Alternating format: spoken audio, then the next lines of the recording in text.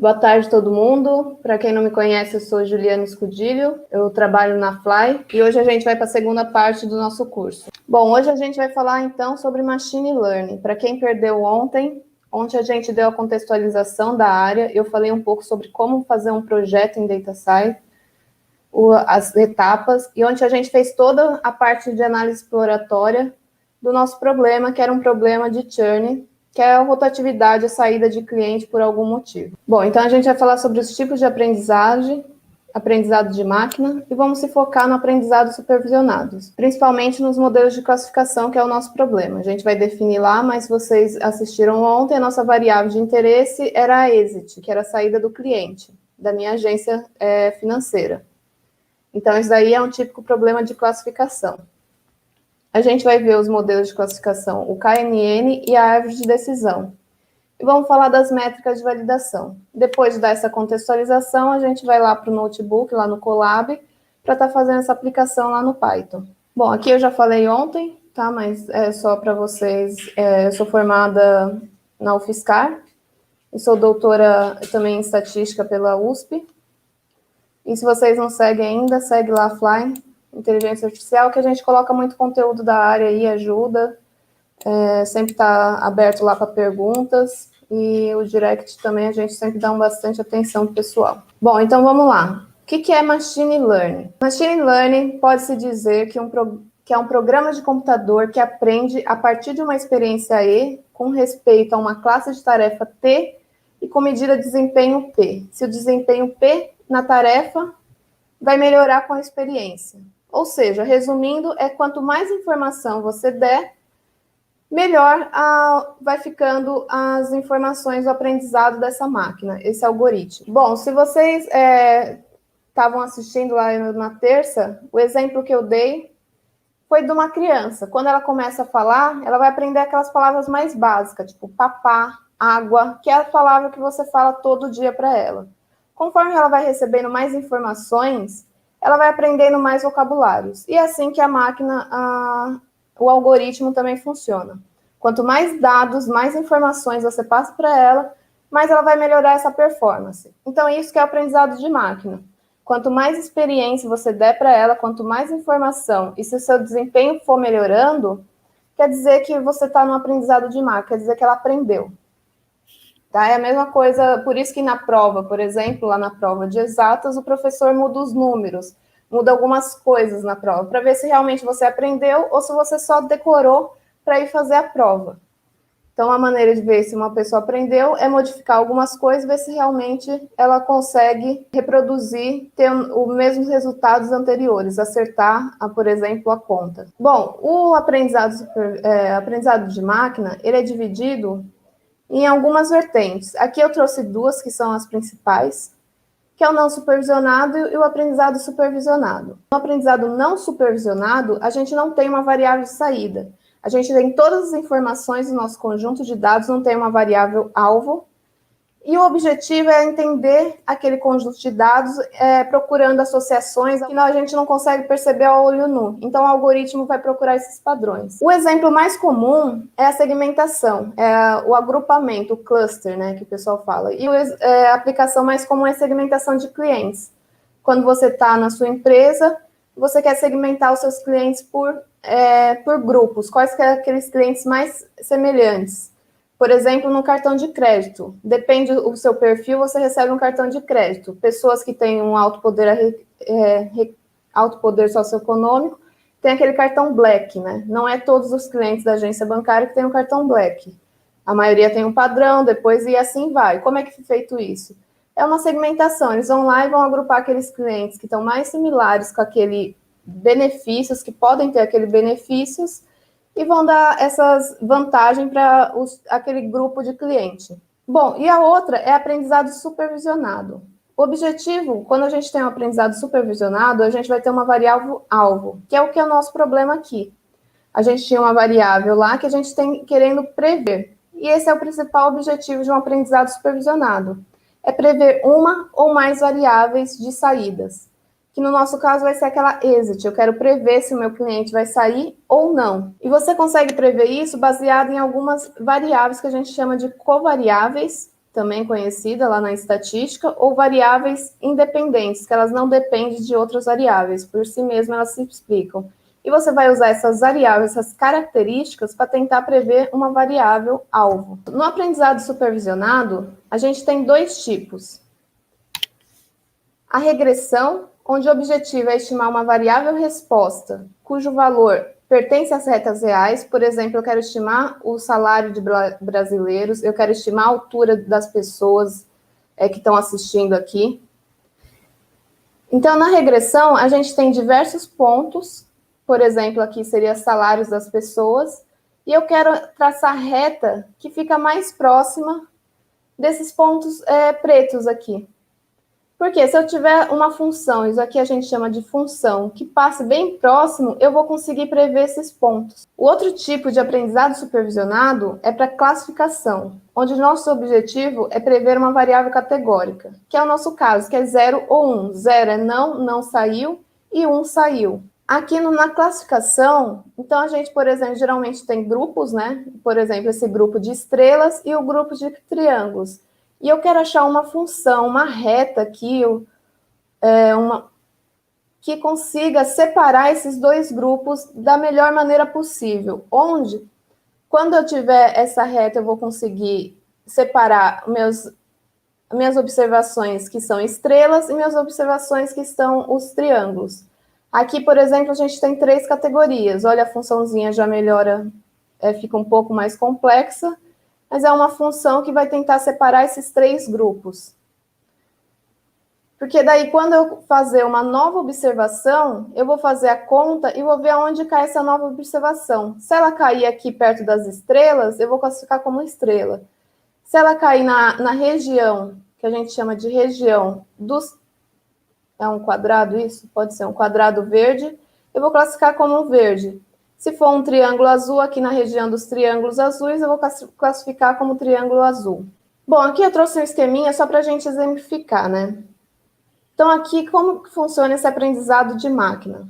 A gente tem dados, que é o nosso conjunto de dados, né? E ele tem um monte de observações. Nesse conjunto de dados, eu vou ter as minhas covariáveis, as factors, que seriam as variáveis que vão explicar a minha variável alvo, que é o que a gente viu ontem lá, geografia, salário estimado, a idade do funcionário. E a label, que é a variável alvo, a target, que o pessoal também chama. Então, eu quero construir, eu vou informar para o modelo, ó, essas são minhas variáveis x1 e x2, e aqui é minha variável resposta, é o que eu estou tentando estimar, prever. Eu vou construir um modelo a partir disso, para o pessoal lá que está saindo agora do ensino médio, que entrou na faculdade agora, lembra lá das funções que a gente via lá, onde a professora dava o x e a gente tinha que achar o y. Ou ela dava o y e a gente tinha que achar o x. É isso que um algoritmo de machine learning vai fazer. Você dá essas variáveis x1 e x2 e o y para ele, e ele vai tentar achar esse f aí, que vai ser essa função, que depois, quando eu tiver novas variáveis, só x1 e x2, que eu vou entrar nele, nessa funçãozinha, ele vai me retornar esse y novo. Pensando lá no x quadrado que a professora dava, ela falava assim, quando x é igual a 2, seu f de x vai assumir qual? O seu y vai assumir qual valor? 4, e assim por diante. Então, qual que é o objetivo principal aqui no aprendizado supervisionado? É quando eu tiver novos dados. Então, quando eu tiver novos dados, o meu interesse é prever o y. Então, eu só vou ter as variáveis x1 e x2. Então, eu vou usar aquela função que eu criei anteriormente, a minha f de x lá anterior. Vou usar essas x1 e x2 novas para tentar prever esse meu y, essa nova observação que entrou no meu modelo. Aqui, ó, eu tenho alguns exemplos. Qual é o problema principal na hora que você está querendo prever? Quando você está querendo prever nova variável, você pode errar, você vai ter um erro ali envolvido. E aqui eu trouxe 2 problemas quando você depende de um modelo, por exemplo, redes neurais. Ela pode, se você não tomar cuidado, não fazer os turn do parâmetro lá, cuidar dos parâmetros, ele vai aprender tanto com o seu problema que pode ficar igual essa casinha aqui do cachorro. ele vai se ajustar perfeitamente aos seus dados, que ele não vai só vai servir para aquele conjunto de dados. Quando você colocar novas observações, ele não vai conseguir prever ela, estimar. Por quê? Porque ele só serve para o conjunto de dados que você treinou. Para ficar mais claro aqui, ó, a gente tem o underfit, que a gente chama, que é aquele quando você não tem um bom ajuste. É o mais simples ali. Por exemplo, quando você tem esses dados aqui, você ajusta uma regressão linear. Vai ser só uma reta, os seus dados, você precisa de uma função mais flexível e a reta não está funcionando aqui. Então, você não vai conseguir também identificar nem nos seus dados de treino e nem nos seus dados de teste, que é o que você está querendo prever. O que acontece aqui no overfit? Olha que a gente percebe aqui, ó. Ele se ajusta tão bem aos meus dados que ele vai capturando, ele não erra nada, nenhum ponto ele está errando. E o que acontece? Quando eu colocar novas observações, ele não vai conseguir prever tão bem, ele vai ter um viés muito grande ali. A melhor maneira aqui de você ajustar um modelo é esse daqui que a gente chama do ajuste correto, ajuste bom. Que é aquele que ele vai ter alguns erros, mas ele vai conseguir acertar a maioria dos seus dados. E é esse ajuste que a gente está procurando quando a gente ajusta um modelo de machine learning. E é isso que a gente vai tentar chegar hoje lá nos nossos dados.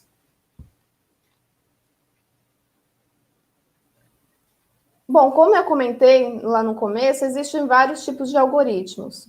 Como aqui é um curso introdutório, a gente vai estar vendo os dois mais simples, tá? Mas não quer dizer que eles são ruins para prever, tá? Eles têm alguns problemas, a gente vai ver hoje. E tem modelos mais robustos. Bom, o primeiro que a gente vai estar vendo é o K-vizinhos mais próximos. O pessoal que participou lá na terça, lá do IDS, eu comentei um pouco sobre ele. Bom, também ele é chamado de KNN, tá? Em inglês. Qual que é a ideia desse daqui? Eu tenho aqui meus pontos, que seriam esses quadrados amarelos e triângulos azuis, e eu quero prever esse círculo vermelho, seria meu novo ponto. Chegou uma nova observação e eu quero tentar identificar ela. Bom, esse daqui, quando eu estou em sala, eu sempre falo assim para os meus alunos lá. Como é que você classificaria já só olhando para esses dados, esses pontos? Você classificaria ele como azul ou como amarelo? Geralmente os alunos já matam, eles falam assim, azul. Por quê? O azul é o que está mais próximo aqui. E essa é a ideia do KNN. É classificar entre as observações que está próximo. Eu sempre trago essa ilustração exatamente por causa disso, para a gente exemplificar um dos problemas já de cara do KNN. Ele está olhando aquelas observações mais próximas, ou seja, aquela que tem a distância menor entre a sua observação. Então, aqui, ó, se eu pegar e decidir o K, gente, é quantos vizinhos, tá? Então, se eu definir K igual a 3, eu vou pegar aqui os 3 pontos que estão mais próximos. Então, os 3 pontos que estão mais próximos seriam esse quadrado amarelo, esse triângulo azul e esses 2 triângulos azuis. Então, entre os mais próximos, pelo voto. O que é o voto? É aquele voto majoritário que a gente chama. É aquele que tem maioria. Então, no caso que tem maioria aqui, entre esses 3 pontos, eu vou classificar, então, meu círculo como um triângulo azul.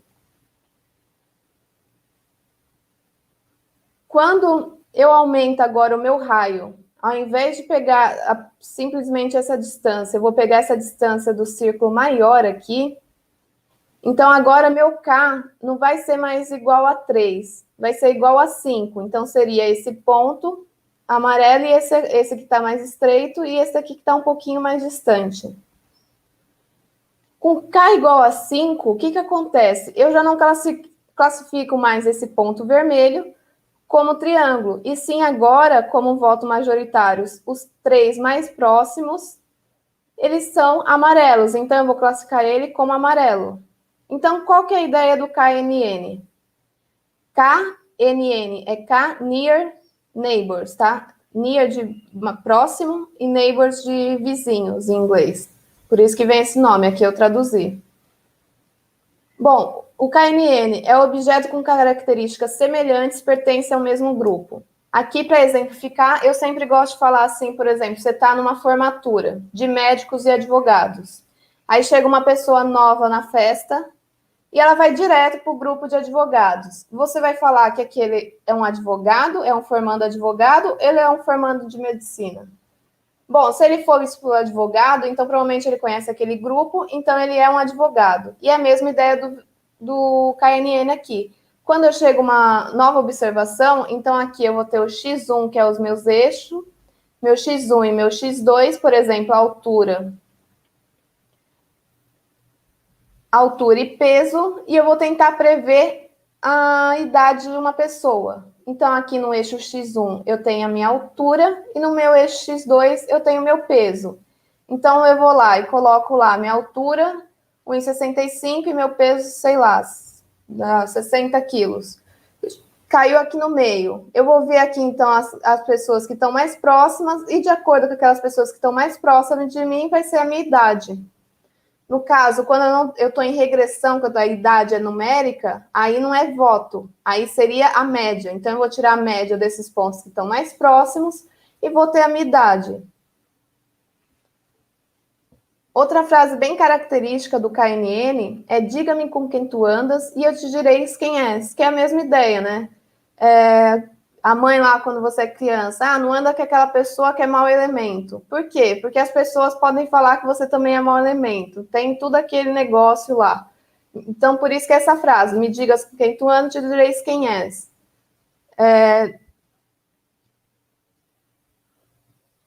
Outra frase, como seus vizinhos te influenciam. Ou seja, é os seus vizinhos que vão te influenciar. É onde você cai lá, onde seu ponto, sua nova observação cai, que você vai estar classificando ela. Ele é o algoritmo mais simples que tem, tá, gente? Por quê? Ele está baseado numa distância, então aqui também já muda, são outras. A distância mais comum é a distância euclidiana, que é a reta. Mas, por exemplo, quando o Uber não pode usar essa distância de reta para ver o caminho mais curto, por exemplo. Por quê? As ruas, ela não é uma reta, você tem os quarteirões. Então, aí você tem que usar a distância de Manhattan, que a gente fala que é por blocos, que vai quebrando igual a rua. Pensa na rua, essa distância. Então, depende do seu problema, a distância também muda. O default lá é a distância euclidiana, que é o padrão nosso. Bom, aqui só para exemplificar, então, a distância euclidiana aqui é a reta e a distância de Manhattan que eu falei é quebradinha, é os blocos de rua, né, os quarteirões. Como é que é o algoritmo KNN? Bom, para começar, vamos voltar lá para a imagem. Ele não tem treinamento nenhum. Por que ele não tem treinamento nenhum? Diferente dos outros algoritmos que eu tenho que achar função, ele não. Ele simplesmente, você vai postar seus dados lá e você vai ter que... os seus dados de treino já é a sua função. Quando você colocar novas observações, aí sim ele vai começar todo o processamento. Por quê? Quando você colocar esse pontinho vermelho, ele vai calcular as distâncias entre todas as outras observações. E vai pegar, eu calculei da distância do meu primeiro quadrado aqui, a distância para o meu outro triângulo, e vou calculando assim. Depois ele vai ordenar aquelas distâncias que são menores, é o que ele vai pegar. Então, daí você escolheu K igual a 3, qual que é o K igual a 3? São esses 3 pontos, que são as distâncias menores que eu tenho deles. Então, vai por voto, eu vou ver qual é a maioria aqui, entre esses 3, e eu vou classificar, então, meu ponto vermelho. Esse é o algoritmo, ele é bem simples, não tem muito o que complicar nele.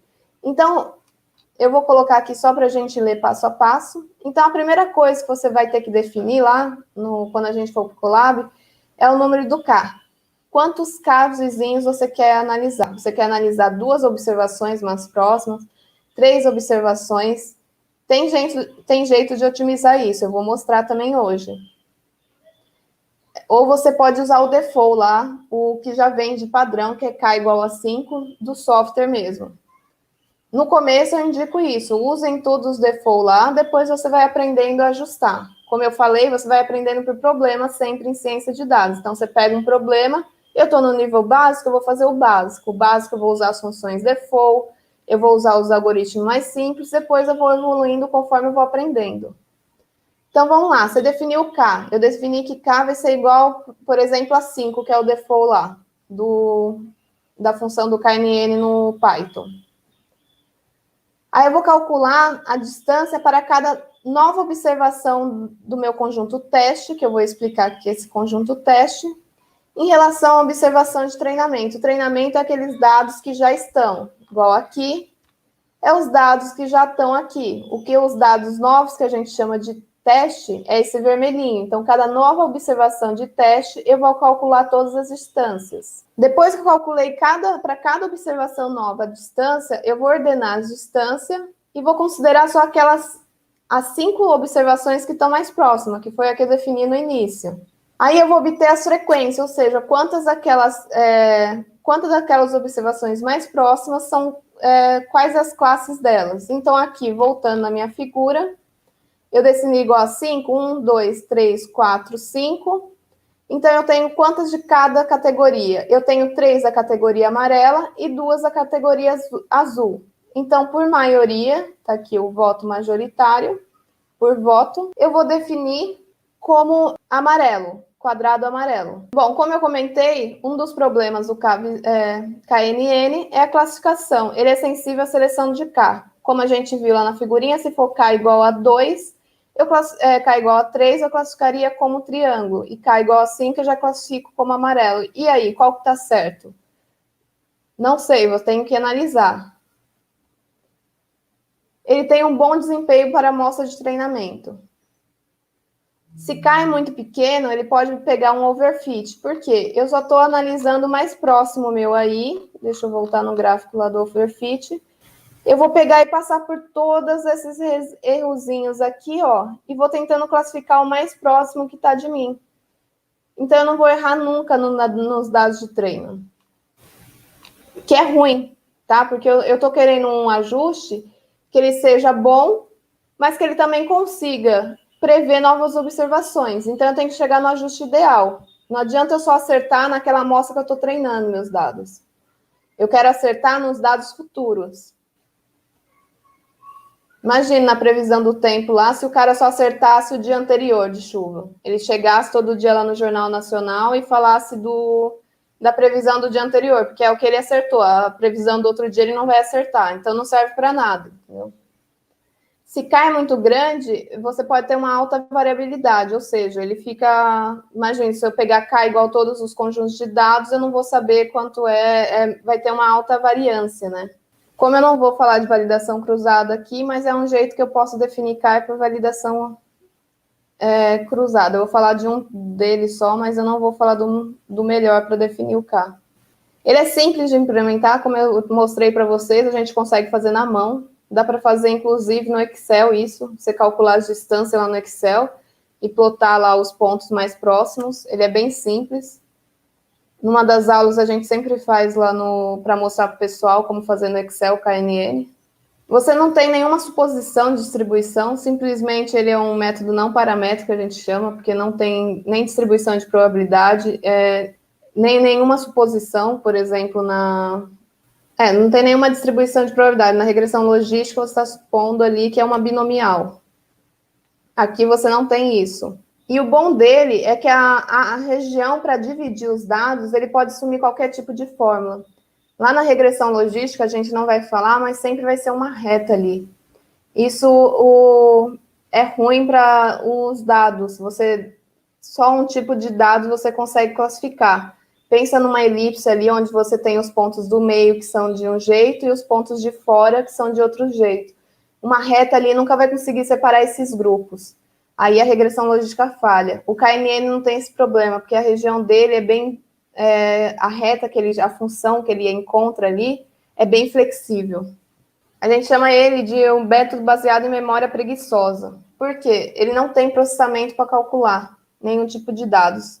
Quando a gente for lá para o Python, vocês vão conseguir entender melhor esses dados. Porém, apesar de você não ter nenhum processamento antes, ele é muito custoso computacionalmente. Por quê? Cada nova observação que eu tenho, eu vou ter que fazer todo o meu processamento dos dados ali. Diferente dos outros algoritmos, que você ajusta tudo antes, quando chega uma função, eu já tenho lá que a minha f de x é x ao quadrado. Então, quando chegar o x, eu só tenho que jogar o x ali e calcular. É uma continha rápida. Agora, aqui não. Aqui eu tenho que calcular todas as distâncias, ordenar, fazer tudo na amostra em novas observações. Aqui a gente chama de maldição da dimensionalidade. A distância pode ser influenciada por atributos irrelevantes. Se você tem muitos atributos ali, ele não vai estar identificando quais são os atributos mais relevantes ou não. E isso pode causar, como você pensa ali, por exemplo, no R2 a gente consegue enxergar, no R3 já, imagine no R5, R6, quando você tem muitas variáveis, você já não consegue ver o que está acontecendo nessas distâncias. E a mesma coisa no algoritmo, o algoritmo pode se perder ali e identificar uma variável que não tem significância como influente. Por exemplo, lá ontem, qual que não tinha significância muito era de score, se eu não me engano. A score lá era tudo igual. Não sei se era score, mas era igual para 2 grupos. Se eu tiver muitas variáveis e manter a score nos meus dados na hora de ajustar, ele pode entender aquilo como uma variável significativa e está dando uma alta influência para aquela variável sem realmente ela ser importante para classificar. Isso pode prejudicar na hora de prever. Bom, agora a gente vai falar da árvore de decisão, para depois a gente estar falando sobre como a gente pode analisar a performance desses algoritmos. Como eu falei, em Machine Learning, para aprendizado supervisionado, a gente está querendo prever. Se eu quero prever, eu vou ter um erro ali associado. Pensar aí que eu falei da previsão meteorológica, sempre tem um erro. Às vezes tem lá a chance de chuva, a umidade pode chegar tanto. Às vezes eles erram. Por quê? Pode não chover, pode fazer um sol, a temperatura pode ser mais alta do que foi prevista. Então, sempre vai ter um erro ali, porque a gente está trabalhando com futuro. No futuro, tenta prever aí uma partida de futebol. Você vai mais errar do que acertar.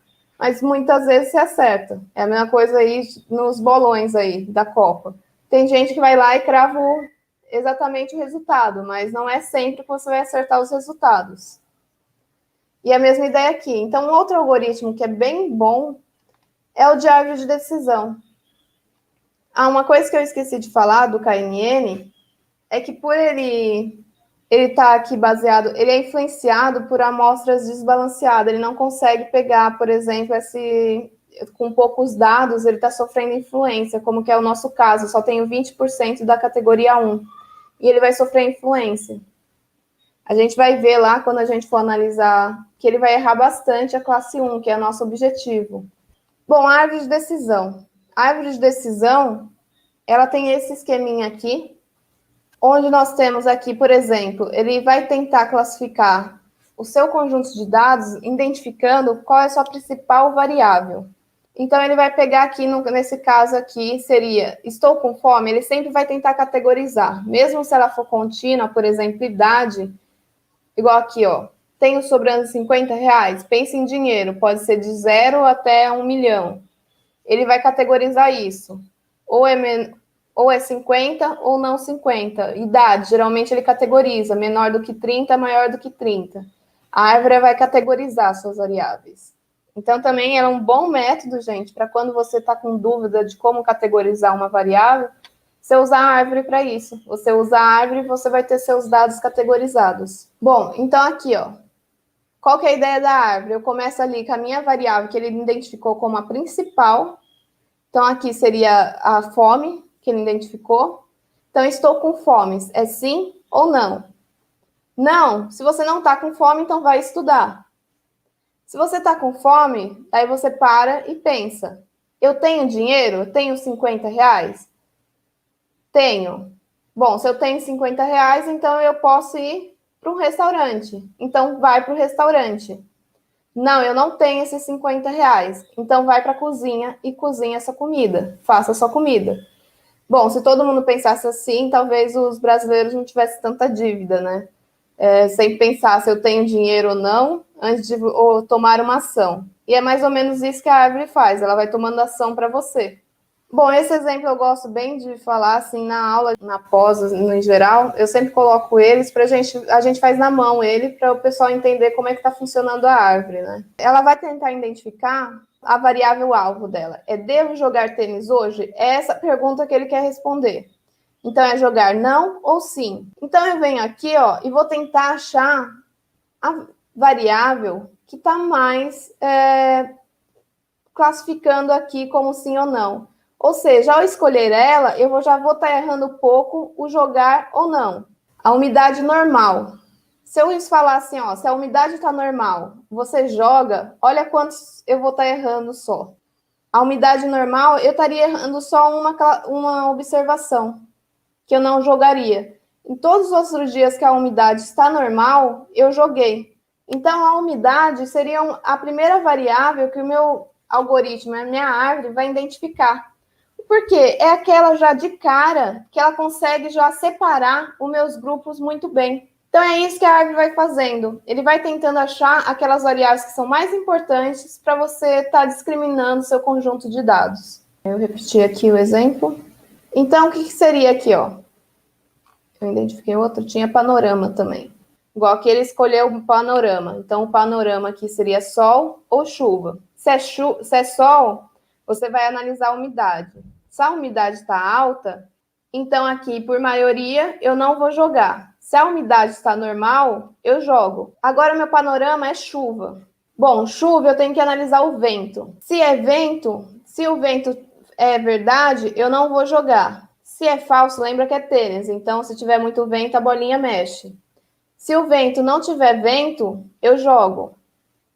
Panorama aqui. Agora está nublado. Nublado, todos os nublados foi jogar. Então, é assim que funciona uma árvore. Ela também tem esse alto poder de interpretabilidade. Ela é boa também por causa disso. Tem um amigo meu que trabalha no banco, ele falou que o pessoal estava falando lá de Deep Learning, pedindo exemplo, e o menino estava começando na área. Aí ele falou assim, olha, posso ser sincero para você? Esquece tudo isso e estuda árvore e regressão logística. E regressão linear também. Ele falou, 90% dos problemas reais a gente resolve com árvore. Por quê? Ela tem uma alta capacidade de aprendizado, ela vai conseguir prever bem, e você ainda consegue interpretar, que é a regressão logística sempre foi muito utilizada também, exatamente por causa disso. Além dela prever, você vai conseguir interpretar os valores ali, o que é mais importante, quanto é mais importante de uma variável para outra. E a árvore também tem essa interpretação. Então, na prática, o pessoal usa muito a árvore de decisão, e hoje em dia também eles estão usando o Randall Forest, também porque lá a gente consegue, mesmo ele é baseado em árvores de decisão, e lá também a gente não perde muito essa interpretação. Bom, como eu falei, lá no KNN a gente está analisando uma medida. Qual medida? A distância. Na árvore, ela também precisa, para decidir lá qual era a principal função, a principal variável que eu vou escolher como melhor, ela também precisa selecionar, ter uma medida por trás dela para me achar aquela minha f de x lá. Sempre tem uma continha. Então, o que ela está usando? Ela tem várias medidas. Aqui eu trouxe uma delas, que é uma das que é mais utilizada, que chama entropia. O que é entropia? É uma medida que a gente chama de medida de impureza. Ela é uma medida definida na teoria da informação. Ela define a pureza de um conjunto de dados. Então, qual que é a ideia aqui? A entropia, ela vai minimizar a minha impureza dos meus conjuntos de dados. Aqui é a continha, não vou entrar muito, mas seria a proporção de observações na iésima categoria e o log na base 2 ali que você pega dessa proporção, tá? Eu faço em aula isso, não é tão difícil, tá?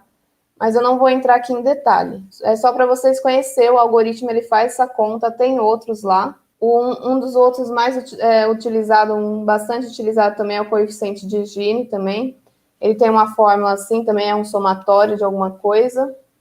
E aqui eu trouxe aqui um exemplo para vocês entenderem como é que funciona a região porque é o que eu falei, eu quero tentar separar os meus dados para conseguir classificar. Para quando chegar novas observações, eu vou jogar ali no meu ponto, no meu eixo x1 e x2, e vou ver onde ele cai, em qual região ele está caindo, se é na vermelha ou se é na verde.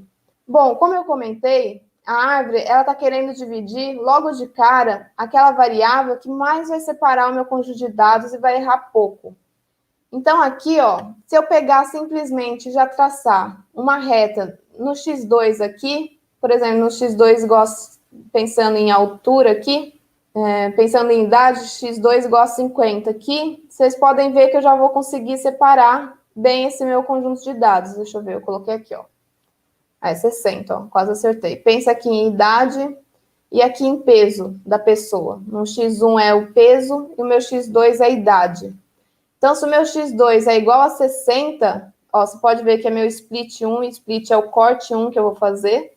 Eu estou cortando meu conjunto de dados aqui. Então, quando eu fizer já esse primeiro corte, eu já vou estar errando pouco. Eu posso classificar as informações aqui de baixo como vermelhas e as de cima como verde. Embaixo aqui eu vou errar bem pouco, porque tem poucas observações verdes aqui na parte de baixo. Na parte de cima, eu já tenho bastante informações vermelhas. Então, eu tenho que fazer um outro corte se eu quiser chegar numa classificação melhor. Então, no meu split 2, meu corte 2 seria no x1 igual a 50. Eu venho aqui, então, agora eu vou cortar. Quando eu faço esse corte, eu já vou estar errando esses cantinhos aqui, ó, do x3. Dos meus pontos verdes aqui, para maior do que 70 aqui. Eu só vou estar errando esse pontinho aqui. Esses verdinhos, essas cruzes verdinhas no canto direito aqui. Eu já vou ter um bom corte. Então, com duas variáveis aqui, se eu pegar x2 menor do que 50, menor do que 60 e x1 maior do que 50, eu vou classificar como vermelho. x2 maior do que 60 e x1 menor do que 50, eu vou classificar como verde. E assim eu vou fazendo. E aqui, se você quiser mais, por isso que a árvore também é um outro problema dela, se você deixar ela fazendo vários cortes, ela vai fazer tantos cortes que você não vai errar nada, como é o nosso exemplo aqui. Ao invés de eu parar no segundo já corte, ou no terceiro, eu vim até o quarto. Quando eu faço 4 cortes aqui, eu não vou estar errando nenhuma observação. Bom, e aqui é como ficaria a minha árvore. Então, ó, x2 menor do que 60? Sim. Então, eu venho para cá, para a esquerda. Não, eu vou para a direita. Sim, x2 é menor do que 60. Então, estou aqui, ó, x2 menor do que 60. Eu estou nesse quadrante aqui embaixo. x1 menor do que 70? Bom, vamos lá aqui. Então, x1 menor do que 70. Então, eu estou, ó, x2 menor do que 60. Eu estou nessa parte aqui. E x1 menor do que 60. Então, o que sobrou aqui? Vermelho. Vermelho, por isso que está vermelho. Yes, vermelho. x1 é menor do que 70? Não, ele não é menor do que 70. Então, se ele não é menor, eu estou nessa região aqui. Nessa região, aí eu tenho mais um split ali que ele cortou. Que seria, é menor do que 20? Bom, se ele é menor, x2 é menor do que 20, eu estou aqui, no vermelho. Se x2 é maior do que 20, eu vou estar nesse quadrante aqui entre o split 4 e o split 1, que é verde, que é o que está aqui na minha árvore. Yes, vermelho, no, verde. E assim vai, gente. Então, eu vou conseguindo, entendendo direitinho o que está acontecendo com a minha variável. Mas como eu falei para vocês, pronto, agora eu tenho os algoritmos, eu sei como chegar à minha função. Mas como o meu objetivo não era chegar nessa função, é uma das etapas dos meus projetos, se vocês lembrarem lá, é a modelagem que eu coloquei lá nas etapas de ontem. Mas o meu objetivo é tentar prever. E como é que eu analiso se meu algoritmo está prevendo? Bom, é aí que entra as métricas de validação. Bom, as métricas de validação a gente usa para selecionar os modelos, quais são os melhores modelos que a gente tem. Como eu falei, a gente está tentando prever, então eu vou ajustar vários modelos e vou tentar ver aquele que tem o melhor desempenho. E é isso que a gente serve a validação, para eu distinguir qual é aquele modelo que tem o melhor desempenho. Avaliação de modelo. Tendo escolhido o modelo final, estimando o seu erro de previsão, erro de geração em novos dados. Ou seja, avaliação é quando eu vou analisar novos dados. Bom, daí você pode me perguntar, mas eu não tenho novos dados. Como é que eu faço isso? Eu vou deixar em produção lá na minha empresa e se acertar eu tô ok, se começar a errar eu tiro ele de produção? Não, a gente usa técnicas para, antes de ir para a produção, colocar ele em prática, realmente testar se ele está funcionando ou não. É aí que entra a validação. A mais simples que a gente tem é a rollout, que a gente chama. O que seria a rollout? Eu tenho meu conjunto de dados inteiro e eu vou dividir ele em duas partes. A maior parte eu vou pegar para treinar, porque eu preciso de um modelo robusto. Então, eu vou usar ali para calcular aquela funçãozinha matemática. Eu vou jogar nos meus algoritmos para treinar. E a outra parte, que vai ser uma parte menor, eu vou usar para testar esse meu algoritmo. Por quê? Eu tenho se vocês analisarem o conjunto de dados ontem, eu tenho todas as respostas lá do exit, se ele saiu ou não. Então, se eu pegar aquele conjunto de dados, dividir em dois, e pegar essa segunda parte ali para analisar, quando eu jogar no meu predict, que é a função para prever, eu vou estar só analisando, eu só vou jogando o x lá. Eu não vou dar o y para ele, eu só vou jogar o x. E ele vai me retornar os Ys. Então, eu vou pegar lá no meu conjunto de dados aqueles Ys que eu já tinha e vou comparar com o que o modelo preveu.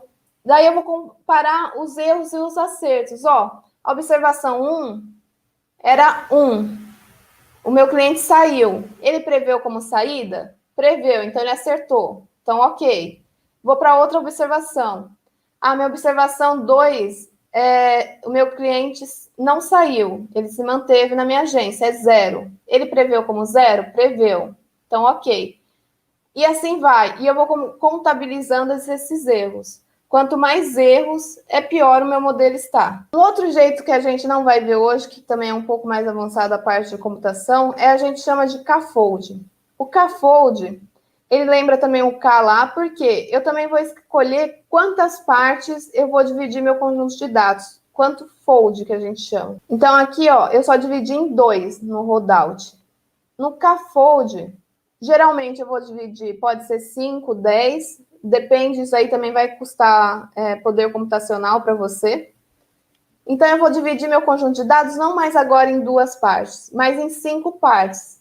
Onde, por exemplo, essa primeira fold aqui, que está mais azul escuro, vai ser onde eu vou testar, ou seja, eu vou ver como meu modelo está performando, ele está prevendo, e as outras partes que eu vou usar para ajustar o meu modelo. Fiz isso a primeira vez. Na minha segunda interação, aquela parte que eu tinha usado para testar, eu vou usar agora para treinar, e vou usar outra parte para testar. Por quê? Eu vou fazer isso várias vezes, porque daí eu vou estar diminuindo a variabilidade. Eu vou estar usando tantas vezes o meu conjunto de dados de forma diferente, que eu não vou estar viesando o meu ajuste. Eu vou estar diminuindo a variabilidade dele. Porque o que pode acontecer? Se você testar apenas uma vez, você treinou, e a outra, simplesmente pode acontecer um porém de você ter pegado casos onde a sua amostra teste é muito parecida com a sua amostra de treinamento, e o seu modelo fica bom, mas ele não está bom. Ele conseguir prever, mas só por causa disso. A sua amostra de teste, que você está testando, é muito parecida com a sua amostra de treinamento. Então, você não vai conseguir capturar os problemas do seu modelo. Então, para evitar isso, a K-fold é uma boa validação, um bom método para validação. O problema dela é que ele é custoso computacionalmente, então muitas vezes você não consegue utilizá-la. Bom, tudo bem, então eu separei lá meu conjunto de dados de teste e treinamento, eu ajustei no de treinamento, eu vou ajustar o meu modelo, vou achar minha função, e de teste eu vou prever. Então eu vou ter uma funçãozinha lá e vou ter as observações que o meu modelo preveu. Como é que eu analiso isso? Bom, nos modelos de classificação, eu analiso pela matriz de confusão. Bom, ela tem esse nome porque realmente causa confusão, mas ela não é nada assim muito complexa. A ideia dela, por exemplo, meu modelo preveu como 0, pensa lá no teste de gravidez. Geralmente o pessoal fala aí, quem é mulher vai entender isso. Se seu teste deu positivo, você provavelmente, ali 99% das vezes, você vai estar grávida. É difícil um teste que deu positivo e está errado. Mas se seu teste dá negativo, vai fazer um exame de sangue, porque você pode estar grávida mesmo assim. O porquê? O teste de gravidez, ele tem uma boa acurácia para prever o positivo. Mas para prever o zero, ele não é tão bom assim. Então, por isso, quando dá zero, a gente pode falar que é um falso positivo, é um falso negativo. Por quê? Ele preveu como negativo, preveu que você não estava grávida e você pode estar grávida. E aqui, então, ó, o que seria o verdadeiro negativo? É quando eu não estou grávida e meu modelo prevê que eu não estou grávida. O falso negativo. Meu modelo previu, meu testinho lá, previu que eu não estou grávida, mas quando eu fui fazer o exame de sangue, que é um exame mais robusto, que pega outros tipos de fisiológicos, pega hormônio seu, quando você vai lá, ele deu que você está grávida. Então, foi um falso negativo. Por quê? Ele previu que eu não estava grávida e eu tô. Então, ele errou. O falso positivo. O que é o falso positivo? Ele previu que eu estava grávida e quando você foi fazer o de sangue ou foi fazer um ultrassom, ele não pegou, você não está grávido. Esse é o falso positivo. E o verdadeiro positivo é quando você está grávida e você faz o teste lá, ou um ultrassom para confirmar e realmente você tem um nenenzinho lá dentro de você. E é isso que a gente está analisando. O nosso problema seria, o meu cliente saiu, o meu modelo previu que ele saiu e ele realmente saiu. Meu modelo previu que ele não saiu, o Y, o falso positivo, previu que ele saiu, mas na verdade aquele meu cliente continua sendo cliente. Então é isso que eu vou analisar. Eu vou contabilizar quantos erros encaixando nessa matriz. Bom, aqui está a matriz, agora sem os desenhos. O falso positivo, falso negativos, verdadeiros negativos, verdadeiros positivos. A acurácia, gente, é uma das métricas bastante utilizada aí, porque ela é a média dos acertos. Ela vai pegar aqui na sua diagonal os acertos, que são os verdadeiros negativos, verdadeiros positivos, e tirar a média total, ou seja, entre todas as observações que eu tenho no meu modelo, quantos eles acertou. É isso que é a acurácia. Qual que é o problema da acurácia? No nosso caso, lá eu tenho dados desbalanceados. Então, pensa ali que igual 80% eu tenho de classe 0 e 20% da classe 1. Se meu modelo estiver acertando 80% lá de acurácia, ele pode provavelmente ele só está acertando 0. E ele está com uma acurácia não tão baixa ali. Que é o que acontece muito em doença aí, por exemplo, aí do Covid. Como é que eu faço para testar se um medicamento é bom ou não? Assim, sendo que 97% 97% dos casos, a pessoa não morre por Covid. Então, eu posso dar água para a pessoa e falar que aquilo é um remédio. E eu falar que a água, o remédio água, tem 97% de acurácia. Porque só 3% da minha população está morrendo por Covid. Então, esse é o problema da acurácia, ela te dá uma falsa impressão. Tá? Então, é assim, muito tempo utilizou isso, só essa métrica. Então, assim, principalmente nos artigos médicos antigos, muitos estão sendo revistos, porque tem muitos erros assim, interpretando o p-valor errado, que tem uma métrica estatística. Então, assim, é tomar cuidado com a acurácia. Por isso que a gente nunca analisa uma métrica só. Outra métrica é o valor preditivo negativo. É a métrica que traz a informação da quantidade de observações classificadas como negativas que realmente são negativas. Então, eu vou olhar aqui, ó, nessa primeira coluna. Essa primeira coluna aqui é todas as observações que meu modelo realmente previu como negativa. E vou analisar entre todas as observações que eram para ser negativas. Quais que eram para ser negativas?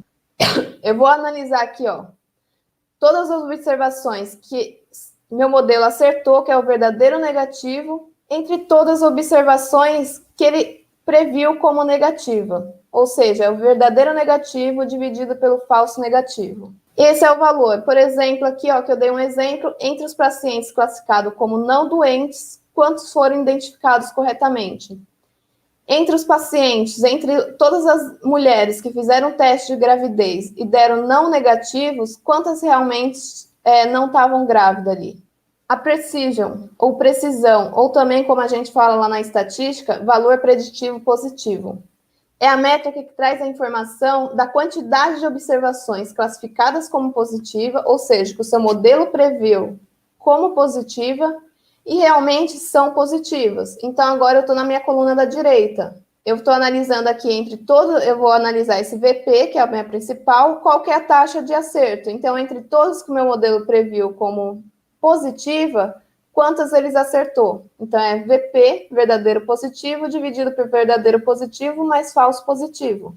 O recall, ou sensibilidade, é a proporção dos verdadeiros positivos, ou seja, agora eu estou analisando o que realmente é positivo, ou seja, entre todos os meus pacientes doentes, quantos pacientes o modelo conseguiu identificar? Porque tem aqueles que eu falei, os falsos negativos, né? Que meu modelo previu como negativo e a pessoa está doente. Ele previu que eu não estava grávida e eu estou grávida.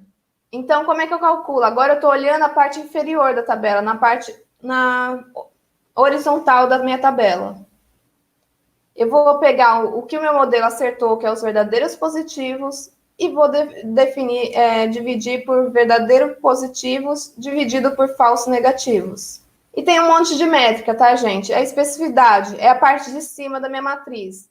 É quando entre todos os pacientes não doentes, todos os que meus testes lá de gravidez, todas as não grávidas, as mulheres que não estavam grávidas, quantos meu teste realmente deu não negativo, conseguiu prever que a pessoa não estava grávida. Essa é a especificidade. É a proporção dos verdadeiros negativos entre todas as observações que são realmente negativas. Aqui, gente, qual que é a questão? A gente está tentando classificar a classe 1 lá. Então, qual que é a métrica mais importante para a gente? É a recall, essa daqui, que está analisando os verdadeiros positivos, e a precision, a VPP, valor preditivo positivo. Por quê? É o que está analisando a minha classe 1, os acertos da minha classe 1. Diferente lá da acurácia, o meu F1 score, ele vai fazer uma média, que a gente chama de média harmônica, dessas duas medidas. Por isso que quando eu estou em classes desbalanceadas, a gente analisa o F1 score. Ele é a principal métrica, porque ele está analisando realmente o que eu quero prever, não uma média geral, como faz a acurácia. Então, F1 score, no nosso caso, vai ser a melhor métrica, tá? Mas a gente vai analisar todas. E aqui é a área sobre a curva ROC. Eu não vou falar, eu só vou dar a ideia dela. Ela pode ser calculada com outra métrica. Eu posso colocar aqui a precision e a recall. Aqui eu trouxe a sensibilidade e menos especificidade. A área sobre a curva ROC é essa área embaixo dessa curva aqui. Essa curva, eu vou pegar vários pontos de corte e vou calcular a sensibilidade. O que seria ponto de corte? Esses modelos, apesar de eles saírem 0 ou 1, é uma probabilidade que tem por trás. Geralmente, a gente coloca ali, se a probabilidade é maior do que meio, eu classifico como 1. Se é menor do que meio, eu vou classificar como 0.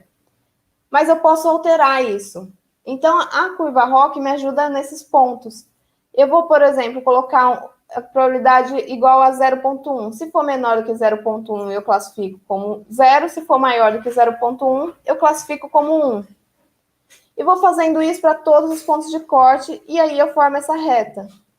Qual que é o meu ponto de corte ideal? É aquele ponto que fica aqui na esquerda. E todas essas métricas que eu falei, gente, elas estão variando entre 0 e 1. Quanto mais próxima de 1, são probabilidades, quanto mais próximas de 1, melhor elas são para o seu ajuste do seu modelo. Bom, como eu falei ontem, a melhor maneira de você aprender ciência de dados é resolvendo problemas reais. Então, a gente agora vai lá para o Colab para a gente estar analisando tudo isso. E a gente vai explicar como é feito na prática cada etapa do que eu falei até agora.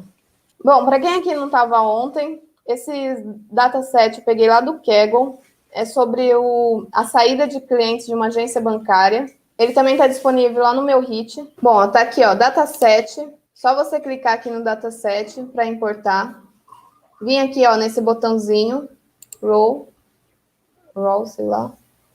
Dá um Ctrl+C aqui na URL e vim aqui e colar no Colab, tá? Aqui é a mesma que eu colei lá, que eu copiei.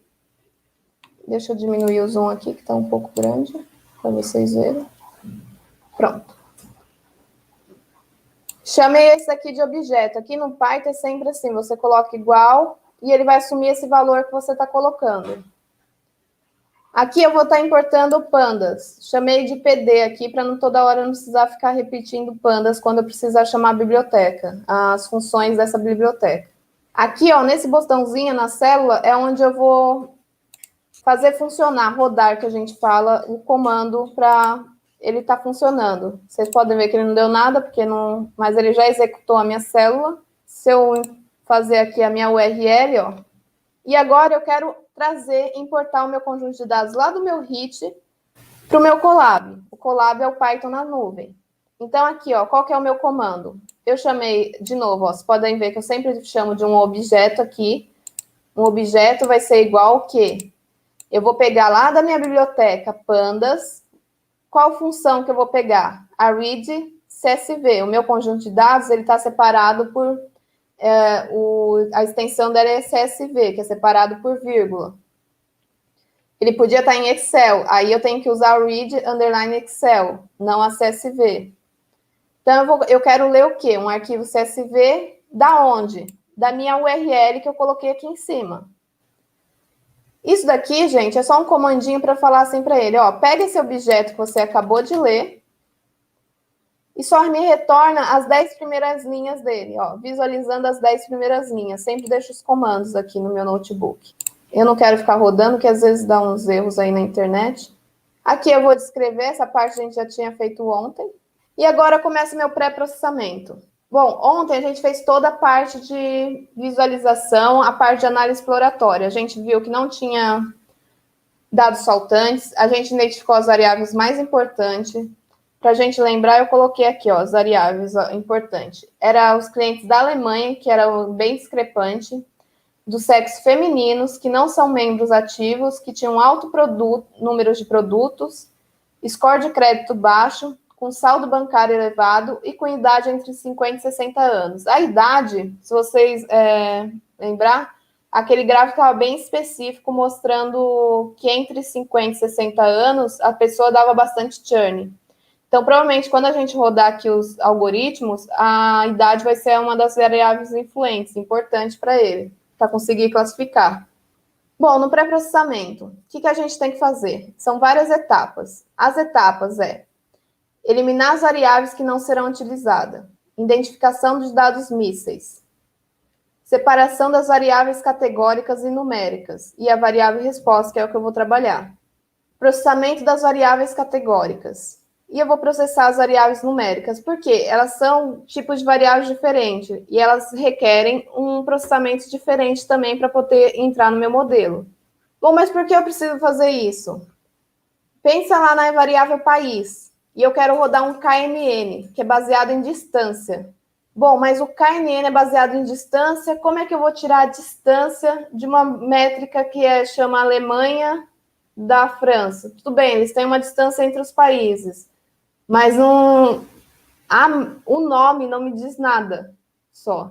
Se eu pegasse ainda a localização lá, como é que chama os pontos, as coordenadas, eu conseguiria ainda extrair essa informação, mas com o nome, o algoritmo não entende. É a mesma coisa, feminino e masculino, qual que é a distância disso? Então, para ele estar calculando distância, eu vou ter que fazer um processamento, transformar em número isso. E é isso que a gente vai ver aqui. Primeiro, para não ficar perdendo o processamento da minha máquina, não gastando, eu vou eliminar já as variáveis que não vai me trazer informação. Quais seriam essas variáveis? O number, o número da linha, não me traz informação. O ID do cliente também não me traz informação. E o sobrenome dele. A não ser, assim, por exemplo, lá nos dados do Titanic, as famílias, os sobrenomes são significativos, porque famílias ricas, se você agrupar ali as famílias que eram mais ricas pelo sobrenome delas, você conseguir identificar isso, você vai ter uma informação. Porque geralmente tinham preferência, né? Lembra lá do filme, né? As pessoas até pegaram um bot, geralmente foram o pessoal da classe baixa ali que acabou morrendo mais, né? Então, depende, o conjunto de dados pode trazer informação. Mas aí seria um outro processamento, que é nome, eu teria que trabalhar de outro jeito. Quando tem, eu já trabalhei lá na Petrobras, quando eu peguei um conjunto da Petrobras para trabalhar, eu tinha bacias e eu não podia eliminar, era onde tinha petróleo, né, que eles faziam as perfurações. Eu queria ver o tempo de perfuração de poços de petróleos. E a bacia eu sabia que era uma variável importante, eu não podia perder essa informação do nome da bacia, porque me dizia a localização. Então, o que eu fiz? Eu fiz um agrupamento para agrupar aquelas bacias que eram mais similares, eu fiz um cluster lá, e em cada grupo meu novo, que eu identifiquei ali como bacias similares, eu chamei de 1, 2, 3 e 4, por exemplo. Eu agrupei, eu lembro que foi 4 bacias similares, 4 grupos de bacias similares. E essa mesma técnica eu também ajustei quando eu trabalhei no mestrado com fundos de investimentos. Eu tinha muitos fundos, nomes de fundos, eu não podia perder essa informação e eu também agrupei aqueles fundos mais importantes. Então, assim, não é porque eu estou trabalhando assim eu quero prever que eu não vou também utilizar ali no meio, às vezes, uma técnica de cluster, que é de não supervisionada. Então, assim, eu posso misturar as técnicas, tá? O meu objetivo final é prever, por isso que eu vou usar um modelo de classificação, um modelo de aprendizado supervisionado. Mas eu posso estar utilizando no meio, no pré-processamento, outras técnicas, como análise de componentes principais, que é para redução, que é também utilizada para redução de dimensionalidade. Eu também já utilizei em pré-processamento isso, ajuda bastante. Bom, então aqui, ó, eu eliminei essas variáveis. A segunda etapa é ver se tem dados faltantes. Por quê? Agora que eu lembrei que ontem eu não falei dessa parte nos slides, mas eu vou falando agora. Se eu tiver dados faltantes, gente, eu tenho que dar um jeito de completar eles. Por quê? Imagina que eu tenho só uma variável aqui, por exemplo, a idade com dados faltantes. Se eu não tirar essa observação, se eu não trabalhar com ela, ela simplesmente vai excluir minha linha inteira, aquela minha observação inteira que tem a idade como variável faltante. E se eu não quiser perder essa informação, quando eu tenho principalmente poucos dados, eu não quero perder a informação. Então, eu tenho que trabalhar com esses dados faltantes. A técnica comum é tirar a média. Porém, quando eu tenho outliers, a média é influenciada por outliers, coisa que a mediana não dá. Qual é a diferença de média e mediana? A média, ela vai pegar a média total dos seus dados. Então, se seus dados forem simétricos, ela vai estar puxando, lá pensa na distribuição que a gente viu ontem, não tenho nenhum gráfico para mostrar aqui, aberto. A média ela vai estar influenciada deslocando. A mediana, ela pega o corte, ela vai contar 50%, a metade da sua população, e vai estabelecer o ponto ali. Então, ela não importa se ela tem muitos pontos que estão lá, são muito discrepantes, ela vai sempre pegar os 50% da sua população. Então, quando eu vou completar os meus dados aqui, e eu tiver outliers, por isso que a gente também faz análise exploratória, eu tenho que completar pela mediana e não pela média. E tem outras técnicas, por exemplo, usar o KNN para prever essas variáveis de dados faltantes. Eu poderia também, ou outro tipo de modelo. Bom, agora o que eu tenho que fazer? Separar. Como é que eu separo? Ó, você pode ver que aqui, ó, meu Y, eu vou colocar igual. O que eu quero que chame? Meu Y é minha variável alvo, que eu quero prever. Então, é meu conjunto de dados, que aqui eu tinha chamado, eu já mudei para df1, porque eu tinha excluído algumas variáveis. Eu vou chamar a minha variável exit, vai estar aqui. E meu x é todas as minhas variáveis que estão nesse conjunto de dados, menos a minha variável alvo. Vocês podem ver agora, ó, eu chamei o x, ó, se eu vim para cá, no x não tem mais a variável exit. Por quê? Agora eu só vou trabalhar com as minhas covariáveis. Bom, eu tenho minhas variáveis, mas como eu falei, dentro dessas variáveis, eu tenho minhas variáveis que são categóricas, que são aquelas classes, como país, sexo, que são variáveis de texto, lembra do texto? Sexo feminino, masculino, são categorias que a gente chama. E as variáveis contínuas, que são as numéricas, que estão entre os valores reais. Aqui eu considerei a tenor e a age, apesar de não ser contínuas, estão nas retas reais, né? Porque a idade está em 1, 2, 3, é número inteiro, né? E a tenor também, mas eu considerei elas para fazer o processamento considerando elas como variáveis numéricas. E aqui, então, eu separei, ó. Eu falei, ó, esse meu x, que vai ser as minhas, eu chamei de conte, de contínua, vai receber essas variáveis. E o que não tiver nesse xconte vai ser minhas variáveis categóricas. É só um joguinho que a gente faz aqui no Python, vocês têm que entender a lógica para quem está começando, tá? Então, ó, eu vou listar todos os que estão nos meus variáveis x, que eu tinha separado, que era todas essas aqui em cima, e vou tirar essas variáveis que eu selecionei aqui em cima. Então, a minha x categórica agora só vai ser essas: geográfica, membro ativo, sexo, cartão de crédito e número de produtos. Ah, mas por que número de produtos você não considerou como numérica? Bom, ela também, se você pensar, elas são classes 1, 2, 3 e 4. Eu considerei também, eu fiz vários testes aqui, o melhor jeito, a melhor previsão que eu cheguei, estimação da minha variável resposta, foi quando eu considerei ela como categórica e damifiquei ela, que a gente vai ver agora. Bom, aqui, ó, qual que é o meu problema? Eu tenho variáveis que estão entre 0 e 1, aqui número de produtos, e a gender e a geographic estão em forma de texto. Eu tenho que transformar elas. Então, como é que eu vou transformar?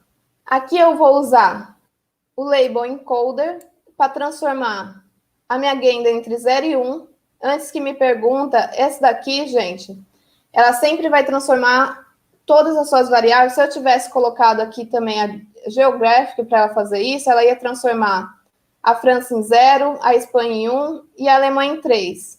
Por que eu não fiz isso? Poderia? Poderia. O problema é que ela vai estabelecer uma ordem, como se eu tivesse uma ordem entre 0, 1 e 2. 0, 1 e 2.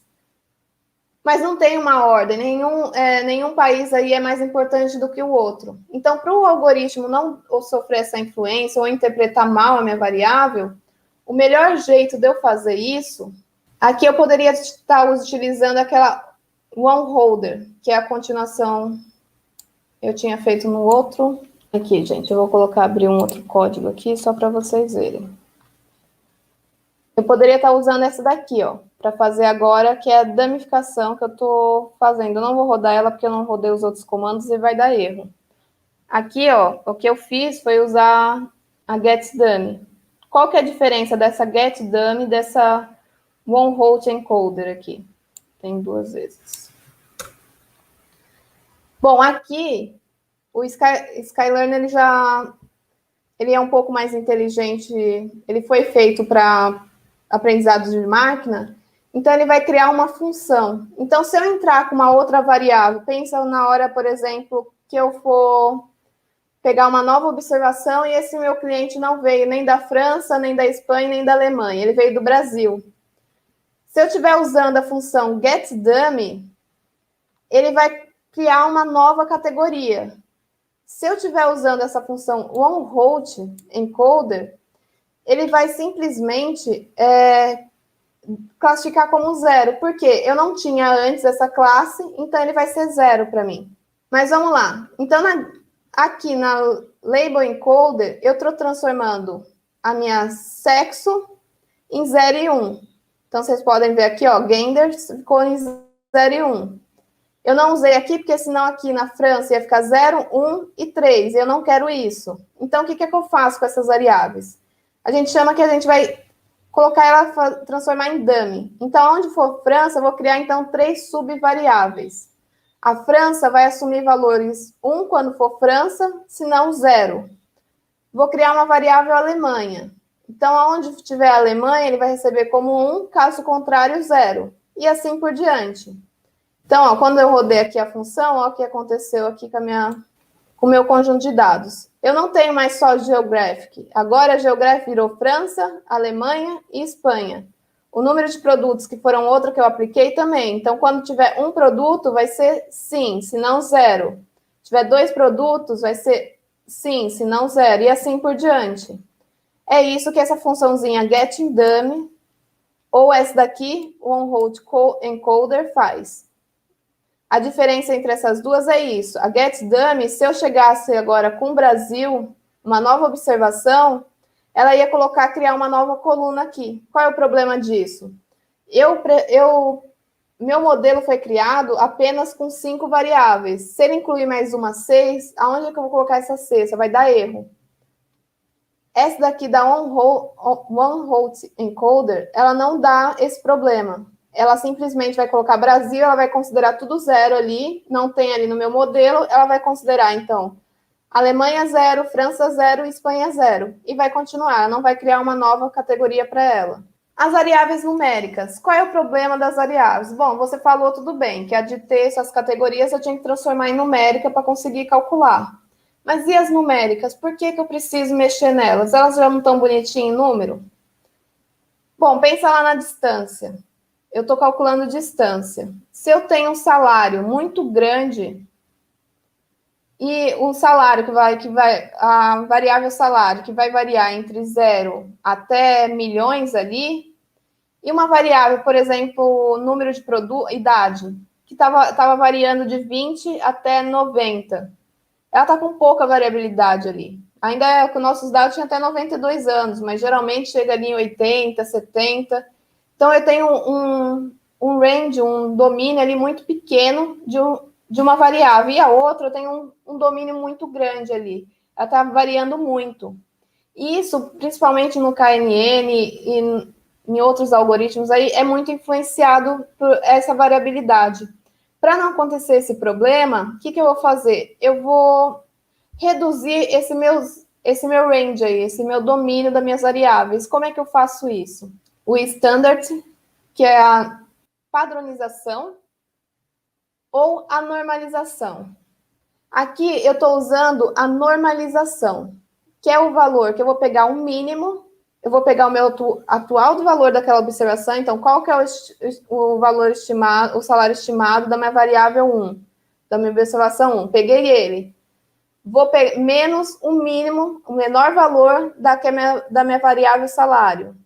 E vou dividir pelo máximo, que é essa expressãozinha que eu coloquei aqui, menos o mínimo.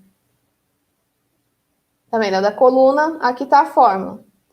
Ah, mas por que você não usou a padronização?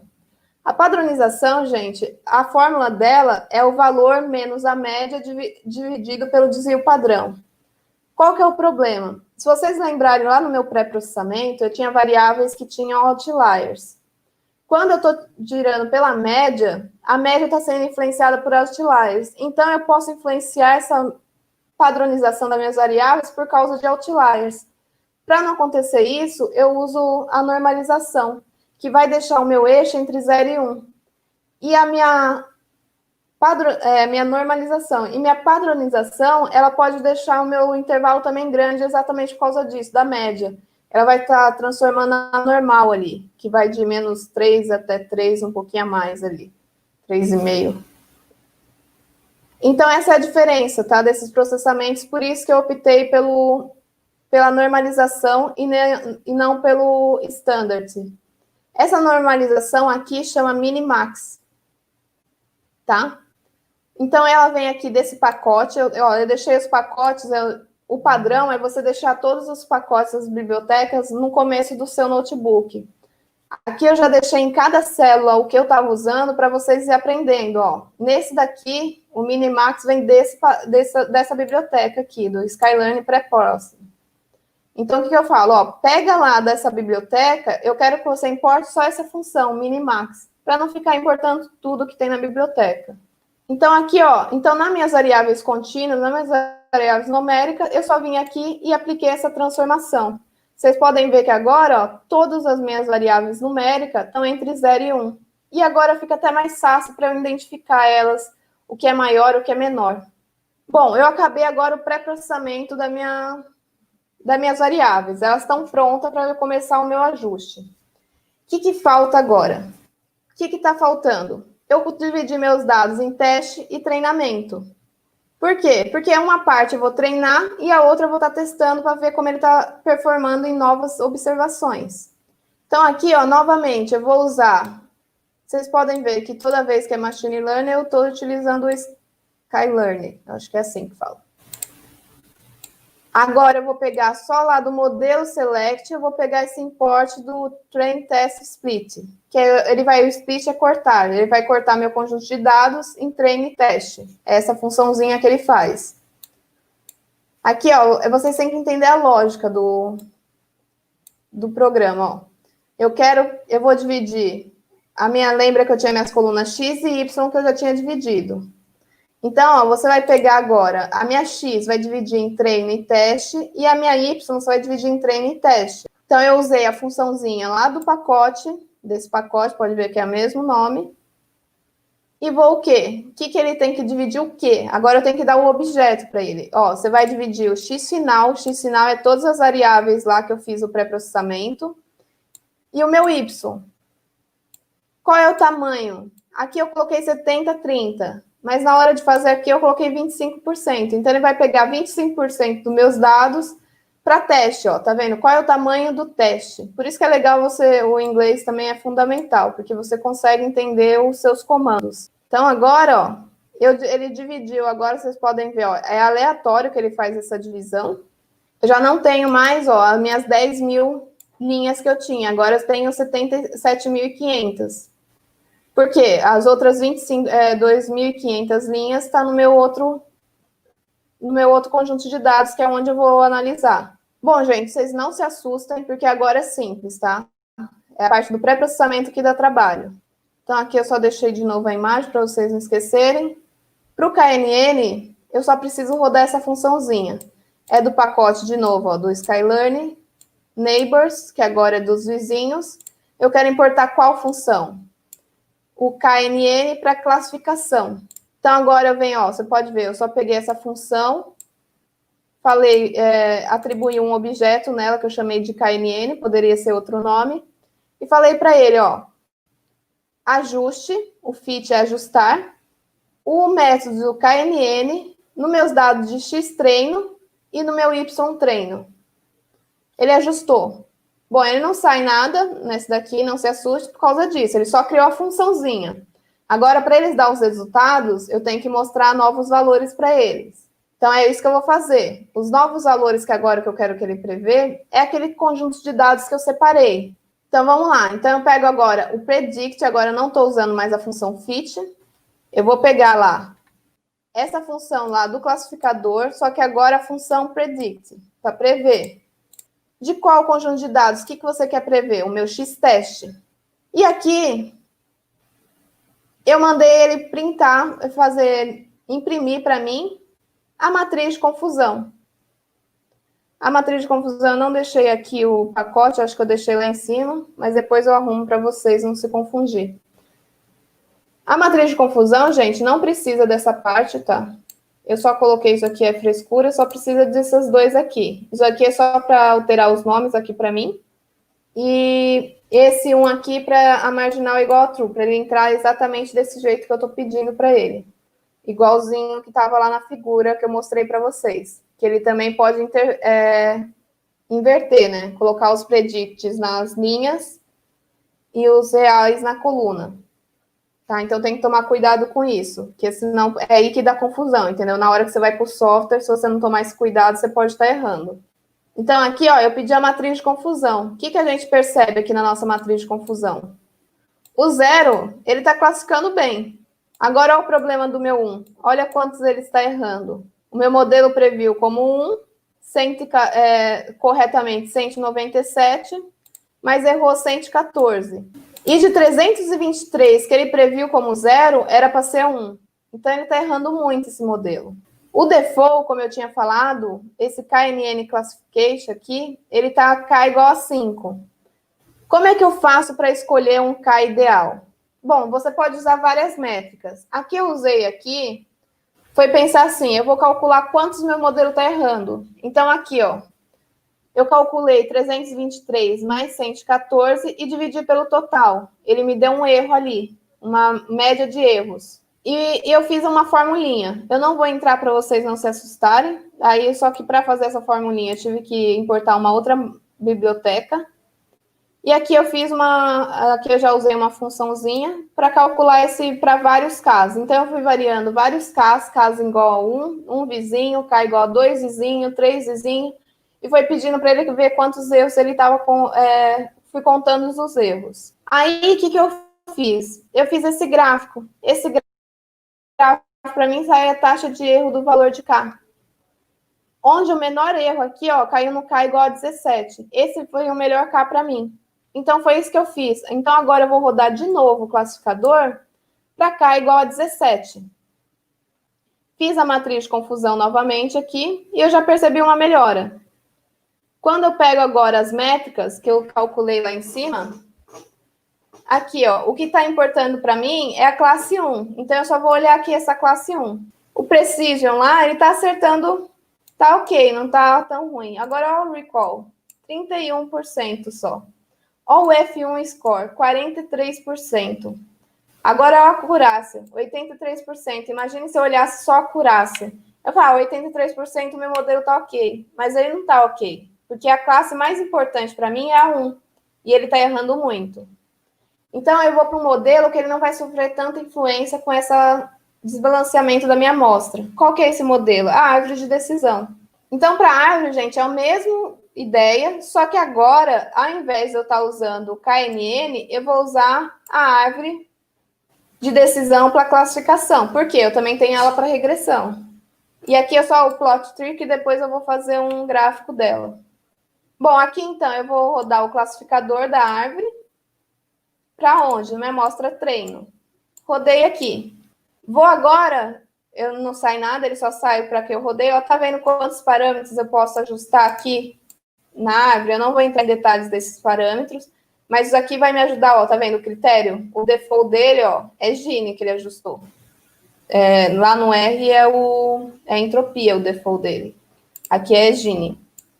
Então, eu poderia estar mudando outro critério aqui. Eu posso colocar peso. Eu posso estabelecer quantas variáveis. Ó, aqui, ó, o max 10 é igual a 4, que foi o que eu coloquei aqui. Se eu tirar, eu não vou rodar aqui, não vai dar certo, porque eu não rodei os outros. Mas aqui é o número de variáveis que eu estou pedindo para ele analisar. Eu só quero que ele analise 4 para mim. Vai pegar as 4 mais importantes. E aqui, ó, então eu quero prever, é o meu objetivo. Então eu vou prever, usei a função predict para prever na minha amostra teste. Aqui eu deixei para vocês, se vocês quiserem também, tem um pacote para cada funçãozinha, tá, gente? É Accuracy Score, F1 Score, tudo é no Skyline Metrics. Lá tem todas as métricas. Eu estou usando esse daqui porque já sai todas aqui, a gente tem uma visão geral. Você pode ver também do Skyline Metrics. Quando a gente faz a árvore, a acurácia foi 85%, mas lembra que eu falei, a gente está em amostra desbalanceada, então não vamos confiar na acurácia. E aqui é a matriz de confusão. Bom, aqui eu já percebo, ó, lá eu tinha na matriz de confusão, estava errando 66, aqui ele já errou menos, 104, 301, e ali ele estava 361. Bom, então minha árvore já está conseguindo captar melhor e diminuir os meus erros. E olha agora o F1 Score aqui. Foi para 55.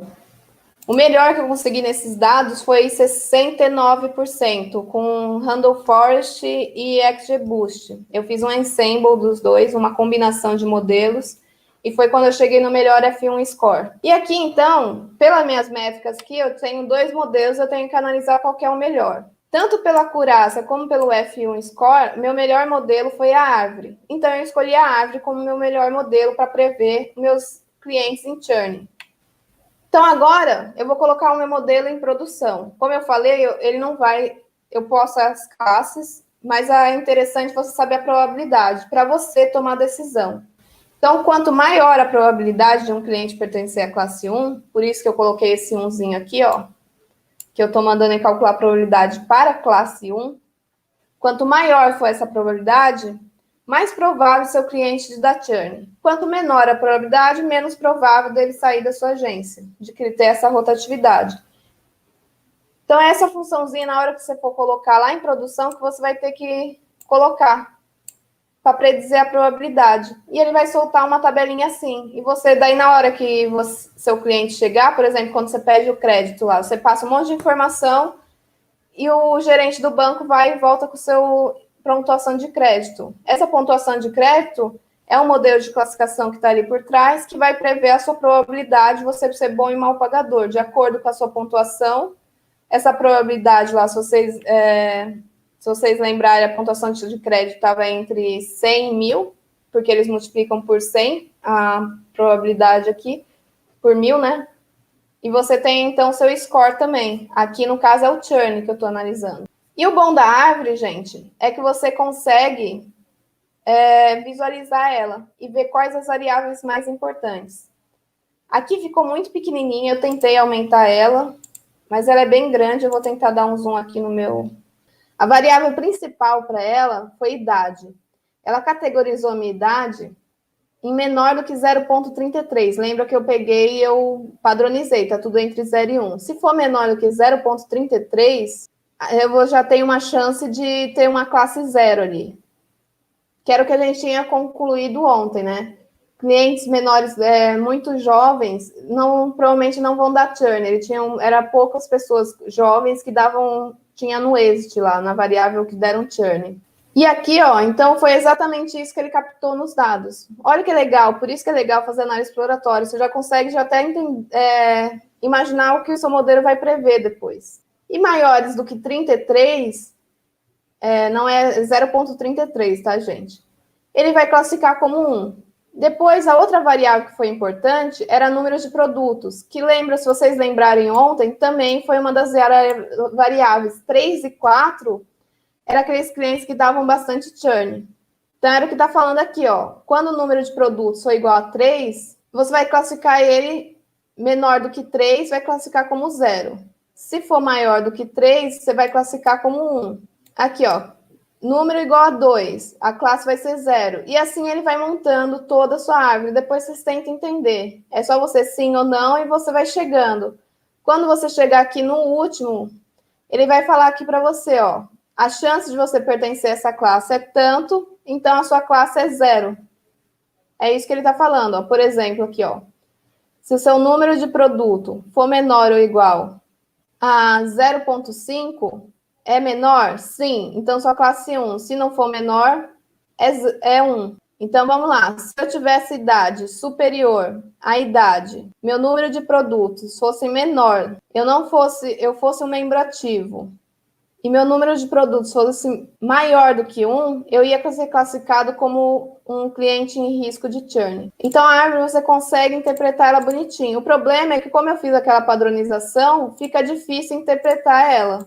Mas depois, com o ajuste do modelo, eu posso fazer ela de novo, sem essa padronização, para conseguir interpretar ela bonitinha. Aqui, ó, é só um gráfico para mostrar quais as minhas variáveis mais importantes. E aqui a gente consegue ver a importância, é um índice de importância que o Python solta. Ó, os comandos, gente, eu não fico muito, porque a ideia deles é a mesma. Eu criei um objeto, vou chamar a biblioteca que vai ter minha função, que no caso aqui é pandas. Eu quero meu data frame. E a função aqui que eu vou estar usando é essa Array Factories Importance, que é uma função que já tem ali. Vou aplicar isso aonde? No meu X-treino, minhas colunas de X-treinos ali. E ele vai me retornar as colunas de importância. Então, aqui ele me solta, aqui a importância, ó, variável idade, número de produtos, igual na categoria 2. Na categoria 2, exatamente. A categoria 2 é 0, 1, é a categoria acima do 3 lá. Número 3, que era igual a 4, porque no Python começa no 0. Se é membro ativo, número de produtos, aí ele vai até chegar aqui na variável que é menos importante para ele. Bom, gente, era isso que eu queria mostrar hoje para vocês. Eu sei que é muita coisa para quem está começando, mas o que vocês têm que entender é assim, eu comecei um problema lá do 0 e fui aprendendo para conseguir construir ele. Sim, a árvore me dá um caminho para tomada de decisão. Se vocês, no final da árvore ali, no eixo final dela, o nó final ali dela, ela vai te falar por exatamente isso. Qual é a probabilidade daquela observação ser 0 ou 1? É que ficou bem pequenininho para vocês e vocês não conseguem ver meu mouse. Mas se vocês forem seguindo toda a árvore lá, começa na variável, você vai respondendo as perguntas dela, quando você chegar no último ali, você vai ver se aquilo vai ser classificado como 0 ou como 1. Igual estava nos slides lá. Nos slides eu mostrei verde ou vermelho. Por quê? Eu fui seguindo a árvore, no final da minha árvore ele vai falar, ó, você é do time vermelho. Não, você é do time azul. Aqui é a mesma coisa, ele mostra qual é a classe. Estava escrito lá que está muito pequenininho, não dá para ver aqui. Mas depois vocês pegam o notebook e vocês vão conseguir ver vai estar lá a probabilidade daquela classe, se é classe 0 ou se é classe 1. Ele até muda a cor certinho ali. Esse exemplo já serve como portfólio para vocês, tá? Só mudem, deixem um pouco da característica de vocês, a interpretação, não usem exatamente o que eu coloquei ali. Eu coloquei, interpretei bonitinho para vocês lembrarem o que eu falei. Mas, assim, não copiem, porque é isso que vocês vão aprendendo. É tentando vocês fazerem, é tentando vocês extrair as informações. Façam o mini curso da matriz de confusão, né? É bem legal a imagem. Eu também gosto, eu acho ela que exemplifica bem o problema e tira toda a confusão que tem nela. Ah, o pessoal tinha perguntado se isso era um artigo. Não, não é um artigo. É um artigo do blog da Fly, que eu fiz lá para deixar lá. Mas lá eu usei o XGBoost e o Random Forest no site do blog lá para explicar. Foi um dos exemplos que eu fiz lá no blog. Mas não é um artigo, gente. Ele já está... Eu não fiz nada de novo nele, né? É uma aplicação, um banco de dados que já está na literatura. E também eu não usei nenhuma técnica nova, a não ser a interpretação, né? Não, meu conhecimento prático, gente, eu desde a graduação, meus professores sempre, na UFSCar, eu falo muito lá que eu adoro a graduação da UFSCar, porque a gente sempre, toda a disciplina, a gente faz um trabalho aplicado. Então, você vê séries temporais, você vai ter que pegar um conjunto de séries temporais e mostrar os resultados. E desde o primeiro semestre, os professores sempre falaram, eu não quero saber a técnica, eu quero saber quais as informações que vocês tiraram, que é isso que a empresa vai querendo saber. Então, desde a graduação, eu fui me aperfeiçoando. Eu trabalhei no Hospital das Clínicas, lá como minha iniciação científica, né? Então, eu tinha que mostrar para os médicos lá, minha orientadora pegava muito no pé lá, a Gleice Perdonar, que é a estatística lá do Hospital das Clínicas. Ela pegava muito no meu pé também esse negócio. Não, você tem que interpretar, não é apenas olhar o algoritmo. Então, você vai aprendendo ao longo aí, já faz 10 anos que eu estou nessa área, você vai aprendendo aí como interpretar os dados, tirar esses insights. E é isso que é importante. E é isso que o pessoal tem dificuldade. Por isso que, assim, que geralmente quem é estatístico acaba tendo mais facilidade de ir para a ciência de dados, não por causa da programação, porque a gente tem que estudar muito programação, que a gente não vê muito pouco na faculdade. Mas essa parte de analisar os dados, fazer inferência dos dados, a gente aprende bastante. São 4 anos lá estudando os algoritmos. Então, você acaba criando essa experiência. E eu sempre tentei trabalhar, é por isso que eu falo, não é porque você vai para a área acadêmica que você precisa ser técnico, né? Todos os meus trabalhos, desde a minha iniciação, meus projetos quando eu era bolsista do PET, antes de pegar minha iniciação, sempre foi trabalho aplicado. Eu sempre voltei para a aplicação. E depois na USP, durante o meu doutorado, eu também orientei gente. A USP tem um projeto que é aprendizado baseado em problema, onde também vem empresas que pedem consultoria e os alunos que resolvem esses problemas. E eu coordenei também um grupo aí de 15 alunos resolvendo um problema de credit score aí com uma empresa, aí, uma consultoria lá de São Carlos. Então, assim, eu fiz muito projeto aplicado e eu indico para todo mundo, aproveite a faculdade aí e vai fazer projetos, sempre tem algum professor que vai te ajudar. Se não for na sua faculdade, pode ir para outras. Hoje, aí, com online, eu mesma mudei para Salvador, eu continuei fazendo meu doutorado lá em São Carlos. A Gleice era de Ribeirão, eu estudava em São Carlos e a gente fazia iniciação assim, não tinha problema. Então, assim, não limite por causa que você está num departamento que às vezes não tem professor aplicado, procure em outros aí, se você vai achar, tenho certeza, aí alguém que vai te ajudar nessa área.